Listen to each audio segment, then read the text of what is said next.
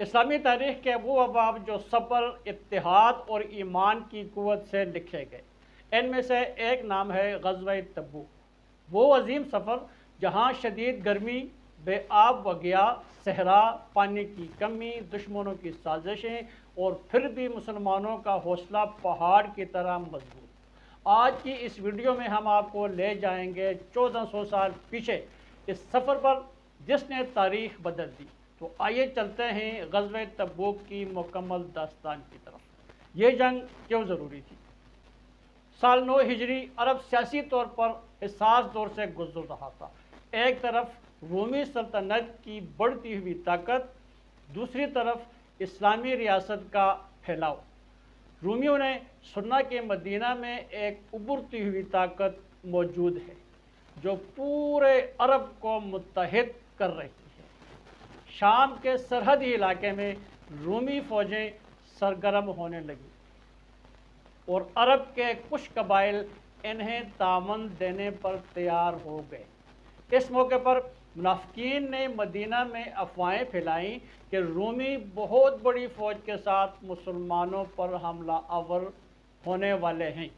یہ ایک ایسا وقت تھا جب فیصلہ فوری کرنا تھا، چاہے دشمن آئے یا نہ آئے۔ مسلمانوں کو طاقت اور اتحاد کا اظہار ضروری کرنا تھا۔ یہی وہ لمحہ تھا جب نبی کریم صلی اللہ علیہ وسلم نے غزوہ تبوک کی تیاری کا اعلان فرمایا۔ یہ وہ جنگ تھی جس میں جہاد کا اعلان شدید گرمی میں ہوا۔ کھجوریں پکنے کا موسم، معیشت کمزور، سفر طویل اور پانی کی کمی، خطرناک حد تک۔ اس جنگ کو تاریخ میں غزوہ ذات الاسرت بھی کہا جاتا ہے۔ یہی مشکل ترین گھڑی مسلمانوں کو کم امکانات میں بڑے امتحان کا سامنا تھا۔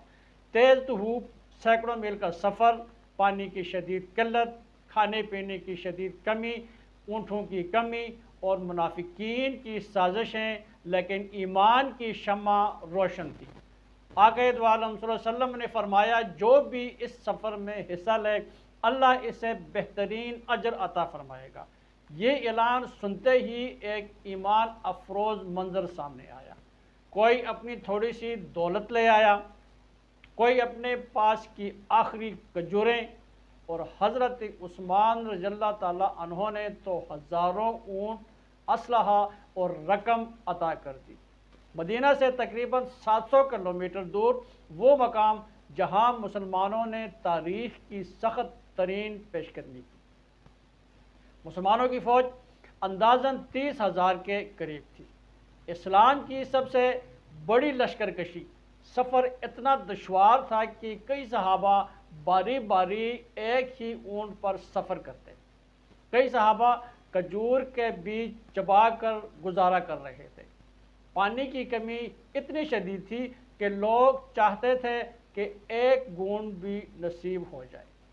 چند مقامات پر پانی کے کنویں خشک تھے، لیکن رسول اللہ صلی اللہ علیہ وسلم نے دعا فرمائی اور وہ کنویں پانی سے بھر گئے۔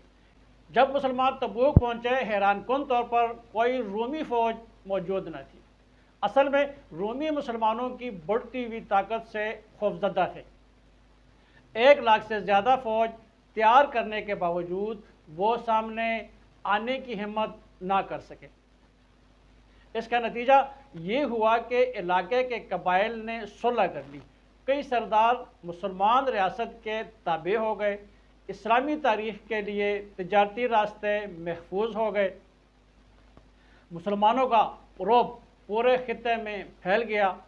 اصل مقصد یہ نہیں تھا کہ مسلمان جنگ کریں، اصل مقصد تھا طاقت دکھانا اور دشمن کو پیچھے ہٹنے پر مجبور کرنا، جو حرفاً بحرفاً پورا ہوا۔ غزوہ تبوک کے دوران سب سے اہم پہلو یہ تھا کہ نبی کریم صلی اللہ علیہ وسلم نے جنگ کے بغیر پورے علاقے کو سیاسی طور پر مستحکم کر دیا۔ اعلیٰ کے حکمرانوں نے جزیہ قبول کیا۔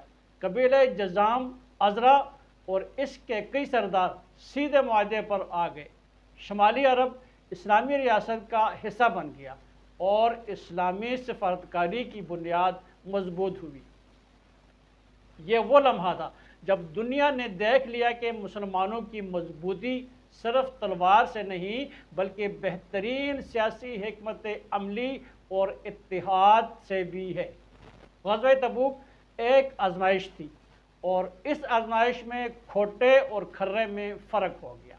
جو سچے تھے وہ ساتھ کھڑے رہے اور جو منافق تھے وہ بہانے بنا کر پیچھے رہ گئے۔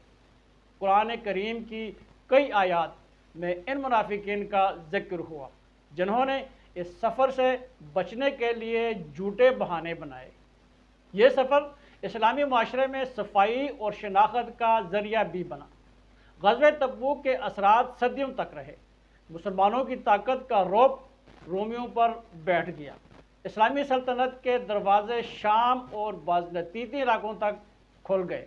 تجارت محفوظ ہوئی، قبائل متحد ہوئے، منافقین بے نقاب ہوئے اور اسلام کا پیغام دور دور تک پھیل گیا۔ یہ جنگ نہیں تھی، یہ فتح سیاسی و عسکری تھی۔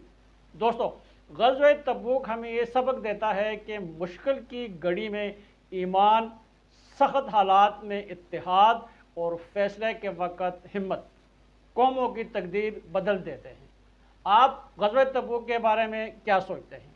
اپنی رائے کومنٹ میں ضرور بتائیں۔ اسلامی تاریخ پر مزید ایسی ویڈیوز کے لیے دنیا آج تک کو سبسکرائب کریں اور بیل آئیکن ضرور دبائیں۔ ملتے ہیں اگلی ویڈیو میں۔ اللہ حافظ۔